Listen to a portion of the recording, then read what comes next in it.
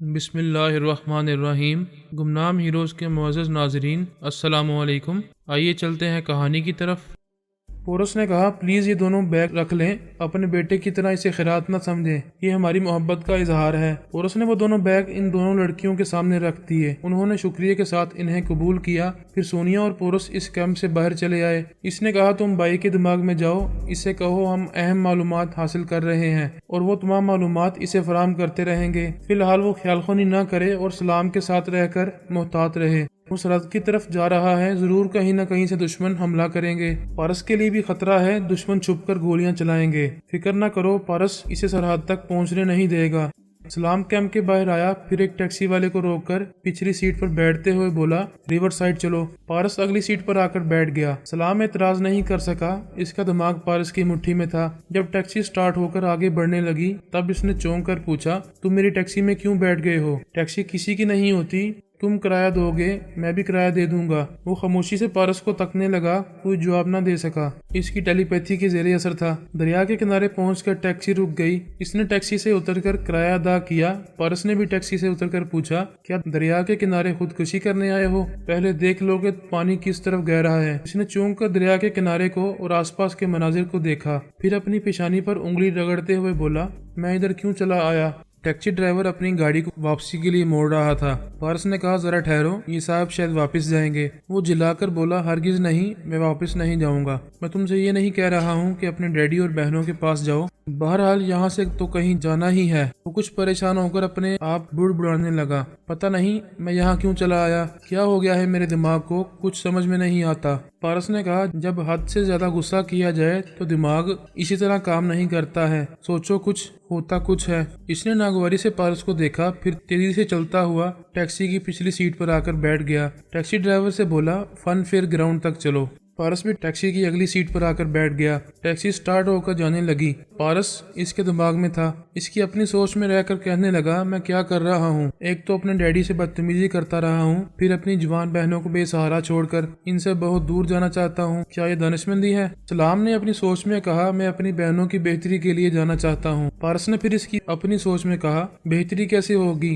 کیا جن کمیونسٹوں نے اپنا وطن چھوڑنے پر مجبور کیا، ہمیں گھر سے بے گھر کیا، وہ ہمیں پھر ایک گھر دے سکیں گے یا صرف اپنی غرض کے لیے مجھے اپنے ساتھ رکھیں گے؟ جب کام نکل جائے گا تو گولی مار دیں گے۔ انہیں یہ اندیشہ ہوگا کہ میں ان کا کام چھوڑ کر مقامی حکمرانوں کے پاس چلا جاؤں گا اور ان کے تمام راز اگل دوں گا۔ دماغ میں ایسے خیالات آنے لگے تو وہ پچھلی سیٹ پر بے چینی سے پہلو بدلنے لگا۔ یہ حقیقت اس کی نظروں میں تھی، پال پوٹ نے کمبوڈیا میں اپنے مخالفین کے ساتھ یہی سلوک کیا تھا، انہیں فاضل پرزوں کی طرح کھیتوں میں اور کارخانوں میں استعمال کرتا رہا، جب ان کی ضرورت نہیں رہی تو انہیں گولیوں سے ہلاک کر دیا۔ ٹیکسی فن فیئر گراؤنڈ کے بڑے سے گیٹ کے قریب رک گئی۔ وہ ٹیکسی سے اتر گیا۔ پارس نے ڈرائیور کو کرایہ ادا کیا، پھر سلام کے پاس آ کر بولا، ہاں یہاں اچھا خاصا میلہ لگا ہوا ہے، طرح طرح کے کھیل کھیلے جاتے ہیں، جھولوں میں جھولا جاتا ہے، ایئر گن سے نشانے بازی کی مشق کی جا سکتی ہے۔ تم صحیح جگہ آئے ہو کیونکہ ابھی تمہارے کھیلنے اور کھانے کے دن ہیں۔ اس نے حیرانی سے پارس کو دیکھا، پھر فن فیئر گراؤنڈ کی طرف دیکھنے لگا۔ وہاں رنگ برنگی روشنیوں میں خوشیوں کا میلہ لگا ہوا تھا، عورتیں، مرد، بوڑھے اور بچے سب ہی خوشیاں منانے اور تفریح کرنے آئے تھے۔ سلام کی سمجھ میں نہیں آ رہا تھا کہ وہ کیوں وہاں آیا ہے۔ اس نے غصے سے پوچھا، تم مجھے یہاں کیوں لائے ہو؟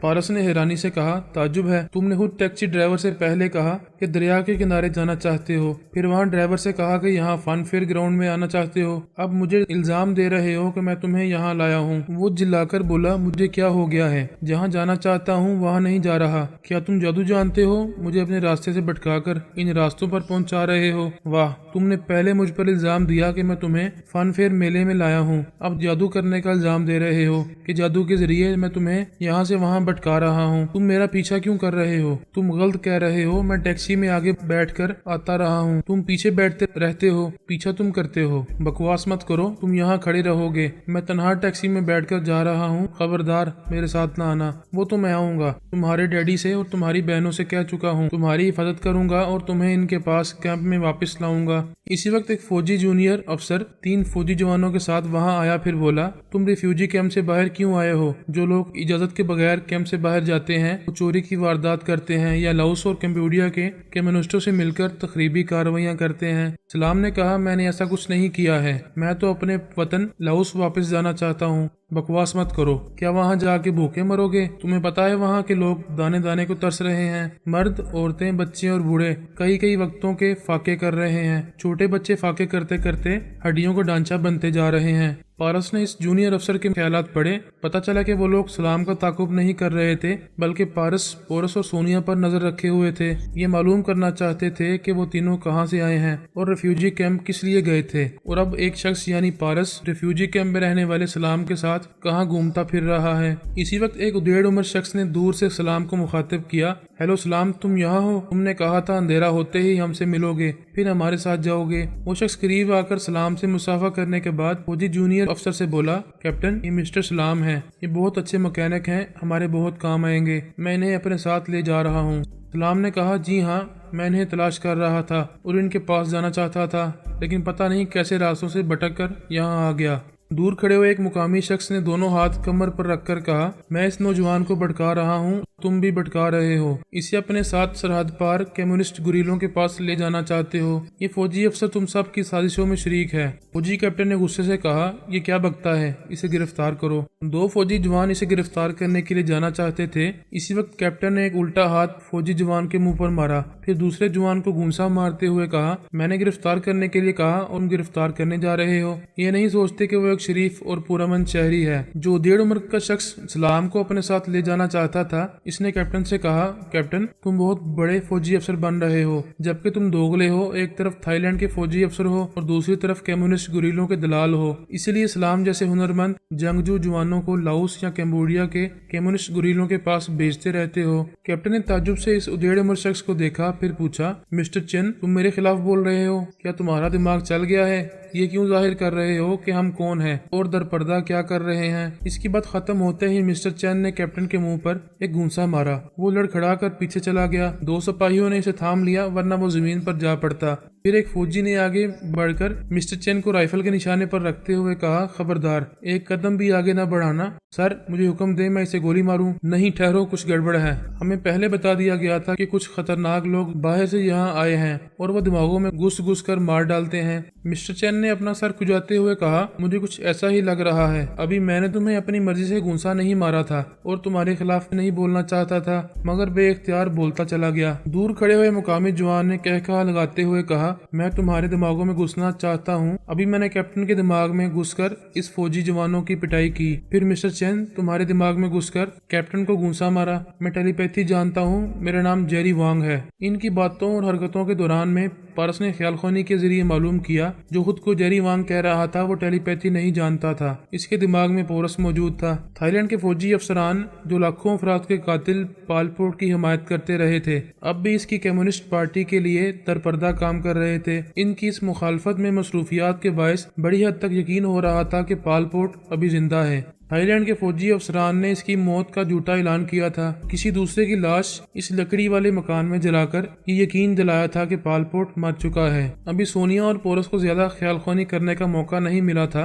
वो थाईलैंड के चंद अफसरान के दिमागों में पहुंच पाए थे। इनसे इसी हद तक मालूमात हासिल की थी कि पाल पोट शायद कहीं रुपोश है और इसी के अहकामात के मुताबिक लाओस और कैम्बोडिया से आने वाले मुहाजिरीन पर बड़ी खामोशी से जुल्म किया जा रहा है। इनकी जवान बेटियों को और बहनों को अगवा किया जा रहा है। इनके जवान बेटों और भाइयों को कम्युनिस्ट फौज में ईंधन बनने के लिए सप्लाई किया जा रहा है और ऐसा करने के लिए इनके खानदानों को रिफ्यूजी कैंप से निकालकर सरहद की तरफ जाने पर मजबूर किया जाता है। जब वो सरहद की तरफ जाते हैं तो जवान मर्दों और जवान लड़कियों को अगवा कर लिया जाता है और बूढ़ों और बच्चों को कत्ल कर दिया जाता है। तशवीश की बात ये थी कि लाओस और कैम्बोडिया की तरफ वापस जाने वाले खानदान के अफराद जब एक साथ सफर करते थे और सरहद पार करना चाहते थे तो इन सब को बेहक वक्त कत्ल कर दिया जाता था। तकरीबन 8 से 10 अफराद पर मुश्तमिल बड़े बड़े 6 खानदानों को बड़ी बेरहमी से कत्ल किया गया था। इनमें से 2 खानदानों का ताल्लुक बुद्ध मत से था और 4 खानदानों के तमाम अफराद मुसलमान थे।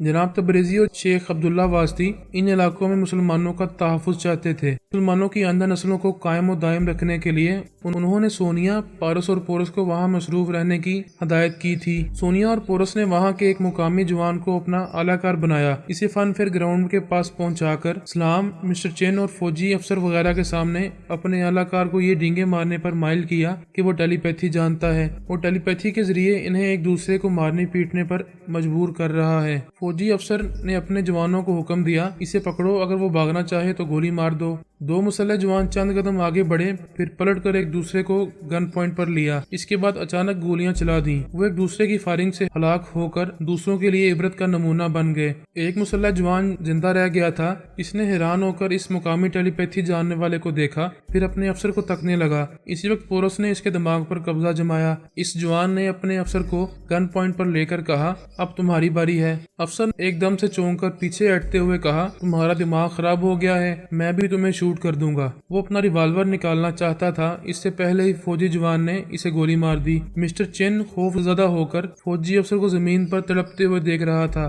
फिर वो एकदम भागने लगा, मगर कितनी दूर भागकर जा सकता था। फौजी जवान ने इसे भी गोली मार दी। फिर सलाम की तरफ घूमकर बोला, तुमने देखा कि यहाँ तुम्हारे हमायती किस तरह हराम मौत मारे गए हैं। अगर अब भी तुम दुश्मनों पर भरोसा करोगे और अपने बूढ़े बाप और जवान बहनों को छोड़कर जाना चाहोगे तो तुम्हें भी यहाँ ऐसी ही मौत मिलेगी। सलाम ने सहम कर कहा, नहीं नहीं, मैं कहीं नहीं जाऊंगा, मैं अपने डैडी और अपनी बहनों के पास जाऊंगा। पारस ने मुस्कुराकर कहा, खुदा का शुक्र है, सुबह का भूला शाम को घर वापसी जा रहा है। फनफेयर ग्राउंड में मर्द, औरतें, बच्चे और बूढ़े हजारों की तादाद में तफरीह के लिए आए थे। फायरिंग की आवाज सुनकर कितने ही लोग ग्राउंड के गेट के बाहर आए। फिर लाशें देखकर सब पर दहशत तारी हो गई। मुसल्लह फौजी जवान ने एक हवाई फायर करने के बाद कहा, खबरदार कोई करीब ना आए, तुम लोग तफरीह के लिए आए हो, बेहतर है वापस जाकर तफरीह करो। जो यहाँ खड़ा रहकर तमाशा देखेगा इसे गोली मार दी जाएगी। इसकी धमकी सुनकर सब वापस जाने लगे। इस फौजी जवान ने अपने मुर्दा अफसर की जेब से मोबाइल फोन निकाला, फिर नंबर पंच करने लगा। राब्ता होने के बाद इसने कहा, सर यहाँ गड़बड़ हुई है, कैप्टन साहब और हमारा खास आदमी मिस्टर चेन मारे गए हैं। यहाँ एक टेलीपैथी जानने वाला आया था, इसने इन दोनों के दिमागों में घुसकर पहले इन दोनों को आपस में लड़ाया, फिर वो मेरे दिमाग में घुस गया। इसने मेरे हाथों से फायरिंग कराई और इस फायरिंग के नतीजे में कैप्टन साहब और मिस्टर चेन हलाक हो गए हैं। पूछा गया, वो टेलीपैथी जानने वाला वहाँ मौजूद है? जी हाँ, मुझसे कुछ दूर के फासले पर बड़े इत्मीनान से खड़ा हुआ है। तुम इसे गिरफ्तार करना चाहोगे तो वो तुम्हारे ही दिमाग में घुस आएगा। तुम अचानक ही इसे गोली मारकर जख्मी कर दो।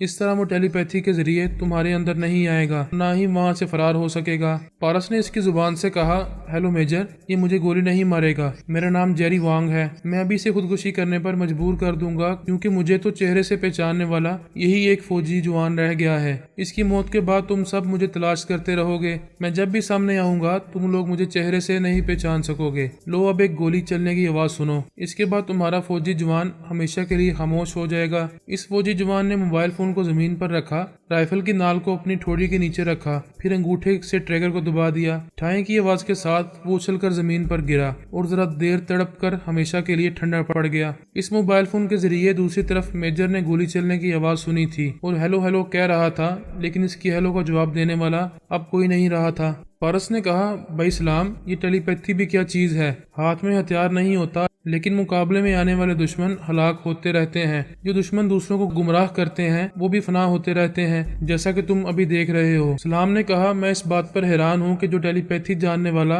वहाँ खड़ा हुआ है, इसे मुझसे, मेरे डैडी से, मेरी बहनों से क्या हमदर्दी है? इसने इन तमाम लोगों को मार डाला है जो मुझे गुमराह कर रहे थे। पारस ने कहा, हो सकता है वो टेलीपैथी जानने वाला इन मरने वालों से दुश्मनी रखता हो, इसलिए इन्हें जहन्नुम में पहुंचाने के बाद देखो आराम से जा रहा है। सलाम ने कहा, हमें इसके पास जाकर शुक्रिया अदा करना चाहिए। किस बात का शुक्रिया अदा करोगे? मैंने कहा ना, इसकी और इनके मरने वालों की आपस में दुश्मनी थी। इसने तुम्हारी खातिर ये सब नहीं किया है। इस टेलीपैथी जानने वाले को भूल जाओ, ये बड़े खतरनाक होते हैं। चलो, तुम्हारे डैडी और तुम्हारी बहनें इंतजार कर रही होंगी। वो सर झुकाकर पारस के साथ कैंप की तरफ जाने लगा। टेलीपैथी की दुनिया में कोई किसी का नहीं होता। ये इल्म जानने वाले बज़ाहिर एक दूसरे से दोस्ती करते हैं, हमदर्दी करते हैं, इसके साथ ही अंदर जड़ें काटने की कोशिश करते रहते हैं। भीमा 12 बरस की उम्र से नारंग का चेला था। वो दिन रात इसकी खिदमत करता रहता था। नारंग खुद कहा करता था कि इसके तमाम चेलों में बीमा सबसे ज्यादा वफादार है। ये एक दिन जरूर आत्मा शक्ति और टेलीपैथी का इल्म हासिल करेगा। इसकी पेशगोई के मुताबिक बीमा ने टेलीपैथी और आत्मा शक्ति का इल्म हासिल कर लिया था, और ये इल्म हासिल करते ही इसने सब पर बर्तरी हासिल करने की तदाबीर पर अमल शुरू किया था। इसके सामने फिलहाल इसका अपना गुरु था जो बहुत जबरदस्त था। आत्मा शक्ति के लिए तपस्या कर रहा था। तपस्या मुकम्मल होने के बाद वो आत्मा शक्ति हासिल कर लेता तो वो चेले से भी ज्यादा जबरदस्त हो जाता। इससे पहले पहले ही चेले ने इसकी कमजोरियों से फायदा उठाया। आत्मशक्ति की तपस्या शुरू करने से पहले ही इस पर तरमीमी अमल करके इसे अपना मामूल और फरमाबरदार बनाकर इसके दिमाग में ये नक्श कर दिया कि वो मुकम्मल आत्मशक्ति हासिल करने के बाद भी अपने चेले भीमा का महकूम बनकर रहेगा और उसे कभी ये मालूम नहीं होगा कि इसके ही चेले ने इस पर तरमीमी अमल किया था। नारंग इस हकीकत से बेखबर था। वो बड़े इत्मीनान से तपस्या में मसरूफ हो गया था और इसे यकीन था कि इसके चेले ने इसे तपस्या मुकम्मल करने का मौका दिया है तो वो जरूर आत्मशक्ति हासिल कर लेगा। जब एक फातेह एक मुल्क को फतह कर लेता है तो फिर दूसरे तीसरे मुल्क को फतह करते हुए सिकंदर आजम बनना चाहता है। भीमा ने भी अपने गुरु को फतह करने और अपने जेर असर लाने के बाद ये तय किया कि गुरु की अल्पा से कभी नहीं बनती थी। अल्पा भी जबरदस्त है, इसे भी किसी तरह ट्रैप करना चाहिए। फिर ये कि अल्पा ने खुद ही इससे राब्ता किया था। इन दोनों के दरमियान बड़े अच्छे अंदाज में गुफ्तगू हुई थी और ये तय पाया था कि वो एक दूसरे के बेहतरीन दोस्त बनकर रहेंगे, लेकिन एक दूसरे के दिमाग में नहीं आएंगे। अपना अपना खास आलाकार बनाकर रखेंगे जिसके दिमाग में पहुंचकर वो एक दूसरे से गुफ्तगू किया करेंगे। इस तरीकाकार के मुताबिक उन्होंने अपने एक आलाकार के दिमाग में पहुंचकर बातें की। भीमा ने कहा, मैडम अल्पा, आपसे पहली बार ही गुफ्तगू करके मुझे ऐसी खुशी हुई थी कि मैं बयान नहीं कर सकता। आपने टेलीपैथी की दुनिया में बहुत कमाल किया है। बरसों से इसराइल की तनहा टेलीपैथी जानने वाली रही हैं। तनहा कितने ही दुश्मनों से मुकाबला करती रही हैं। इस तरह अपने मुल्क और कौम की खिदमत करती रही हैं। आपका जवाब नहीं है। मैं आपकी जिंदगी से, आपकी जद्दोजहद से बहुत कुछ सीखना चाहता हूँ। वो हंसती हुई बोली, तुम मुझे आसमान पर चढ़ा रहे हो बुद्धि कौम की खिदमत के सिलसिले में। जिस तरह तुम मुझे सराह रहे हो इसी तरह तुम भी काबिल तारीफ हो सकते हो। अभी तुमने टेलीपैथी की दुनिया में इब्तिदा की है। अगर मेरी तरह खुददार रहोगे, तनहा रहोगे और मेरे ताबुन पर एतमाद करोगे तो बहुत जल्द एक नुमाया मुकाम हासिल कर लोगे। मैडम, आप मेरे दिल की बात कह रही हैं। मैं किसी शक शुबे के बगैर आप पर एतमाद करना चाहता हूँ। मुझे बताएं कि ऐसा किस तरह मुमकिन है। जब तक अपना दिलो दिमाग माइल ना हो इस वक्त तक एतमाद नहीं कर सकोगे। मेरा दिल आपकी तरफ माइल है। अगर दिल को कबूल कर लेंगी तो दिमाग भी माइल हो जाएगा। तुम इशारतन इश्क मोहब्बत की बात कर रहे हो, खुलकर बोलो। आप समझ तो गई हैं, और क्या बोलूं। अगर हम दोनों एक हो जाएं तो एक दूसरे के सामने आ सकते हैं और लाइफ पार्टनर बनकर एक दूसरे के साथ जिंदगी गुजार सकते हैं। अगरचे तुम बहुत बड़ी बात कह रहे हो लेकिन मेरे हालात के मुताबिक कह रहे हो। मैं बरसों से तनहा हूँ, अब शिद्दत से समझ रही हूँ कि मेरी तन्हाई के सबब दुश्मन मुझ पर हमले करते रहते हैं। हाल ही में तुम्हारे गुरु नारंग ने मुझ पर बड़े सख्त हमले किए थे। मुझे मेरे ही मुल्क में परेशान किया है। इस वक्त मुझे तन्हाई का एहसास हुआ था। सोचती थी कि काश कोई मेरा मददगार होता तो गुरु नारंग की इतनी जरूरत कभी ना होती। बेशक आपके ख्यालात आपको इस तरह सोचने पर मजबूर करते होंगे। आपको इस सोच के मुताबिक मेरी पेशकश कबूल कर लेनी चाहिए। मैं इनकार नहीं करूंगी लेकिन आखिरी फैसला करने के लिए मुझे वक्त चाहिए। मैं हर पहलू से गौर करूंगी फिर किसी नतीजे पर पहुंचूंगी। बेशक आप 1-2 दिन नहीं, 1-2 हफ्ते, 1-2 महीने गौर करें और इस दौरान में मुझे भी आजमाती रहें। मैं यकीन के साथ कहता हूँ कि आप मुझे बेलोस और बेगर्ज साथी पाएंगी। अगर मेरा फैसला तुम्हारी ख्वाहिश के मुताबिक हो और मैं तुम्हारी बीवी बनकर जिंदगी गुजारने के लिए राजी हो जाऊँ तो हमारी मुलाकात कैसे और कहाँ होगी।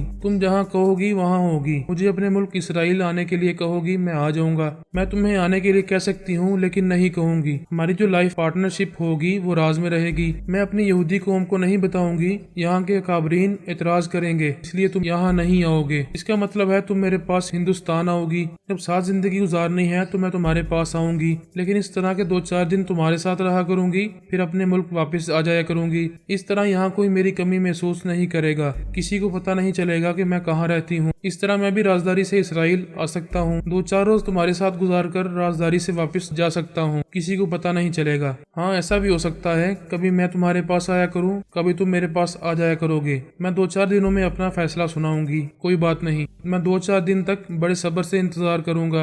अब मैं चलती हूँ। तुम्हारे और अपने मामले पर संजीदगी से गौर करूंगी। Okay, see you again. वो राब्ता खत्म करके अपने सोफे पर से उठ गई। फिर कमरे से निकलकर बंगले के मुख्तलिफ हिस्सों से गुजरती हुई इस कमरे में आई जहाँ जैकब रॉबिन जादुई अमल में मसरूफ रहा करता था। वो इसके पास आकर बैठ गई। किसी ने पूछा, क्या खबर है? क्या बीमा से बातें कर रही थी? हाँ, वो बेवकूफ का बच्चा पहले तो दोस्ती करना चाहता था, आज खुलकर कह रहा है कि मुझ पर मर मिटा है, मुझसे शादी करना चाहता है। जैकब रॉबिन ने घूर कर अल्पा को देखा, फिर कहा, बीमा की शामत आ गई है। इसने आत्मशक्ति हासिल करने के बाद खुद को नाकाबिले शिकस्त समझ लिया है। वो मेरी जादुई कुव्वत को कभी समझ नहीं पाएगा। जब मैं इस पर हमले करूंगा तब इसे दिन में तारे नजर आएंगे। तुम्हें नाराज होने और गुस्से में आने की जरूरत नहीं है। ठंडे दिमाग से मेरी प्लानिंग को समझो। میں اپنی ایک ڈمی اس کے سامنے پیش کروں گی، تم اپنے جادوئی عمل سے اس ڈمی کو مکمل الپا بناؤ گے، یعنی بیما کو یہ موقع نہیں دو گے کہ وہ اپنے جادوئی عمل سے ڈمی کی اصلیت معلوم کر سکے۔ یہ تو میں کر لوں گا، اس کا باپ بھی ڈمی کی اصلیت معلوم نہیں کر سکے گا، لیکن اہم مسئلہ یہ ہے کہ تمہاری ڈمی ٹیلی پیتھی نہیں جانتی ہوگی، خیال خوانی کا مسئلہ رہے گا۔